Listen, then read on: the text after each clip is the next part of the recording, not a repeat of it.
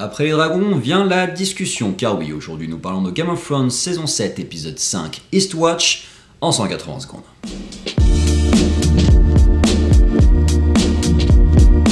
Et on continue l'excellente cuvée de cette année avec ce 5e épisode un petit peu plus posé que les précédents, mais qui s'avère aussi riche, au moins aussi riche, parce qu'il se passe, mine de rien, énormément de choses. Alors, l'une des critiques qu'on pourrait formuler, c'est qu'effectivement le rythme est de plus en plus rapide, ce qui reste cohérent par rapport à ce qui est proposé depuis le début de la saison, mais qui est un petit peu incohérent par rapport à ce qui était proposé dans la série. J'entends par là que là où des trajets pouvaient prendre une saison précédemment, là ça se passe en l'espace de 2 secondes et qu'on fait vraiment de la téléportation qui est tout à fait logique dans un cadre sériel, qui effectivement est moins logique par rapport à ce qui a été fait avant dans Game of Thrones.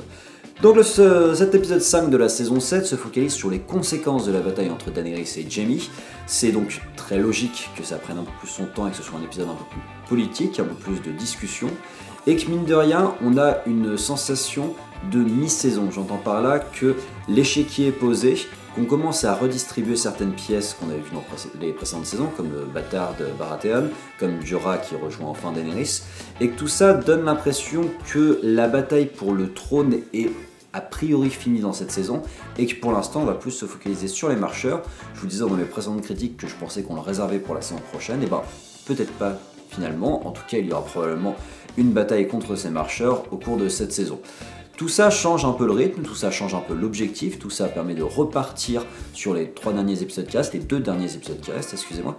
Et ben pour le coup, moi j'ai plutôt kiffé. Alors effectivement, je suis perdu au niveau rythme, mais à côté de ça, c'est vraiment chouette, il se passe énormément de choses, les personnages sont très charismatiques, ça fait plaisir de voir des personnages secondaires toujours aussi forts, aussi hauts. On n'a pas eu dans cette saison de mort absurde du ça fait 6 ans que je te suis et puis en fait t'as glissé sur une peau de banane et puis bah je te verrai plus parce que malchance.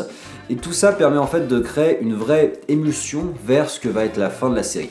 J'ai qu'une crainte, c'est que cette fin du coup soit tirée en longueur. C'est que je trouve que finalement, en l'espace de 5 épisodes, on a presque réglé la guerre du trône. Elle continuera quand même après les marcheurs, mais il n'empêche que là on se dirige vers un armistice. Et qu'on se dirige déjà vers les marcheurs blancs, et que mine de rien, il y a plein de petites questions qui restent en suspens, et qu'il reste des intrigues très secondaires que je crains vont prendre du temps, l'intrigue d'Arya, l'intrigue de Littlefinger, tout ça sont des intrigues qui m'intéressent personnellement moins, et qui du coup ont perdu du sens dans cette saison, aussi parce qu'elles ont un rythme qui a toujours été très lent par rapport au rythme de cette saison qui est très rapide.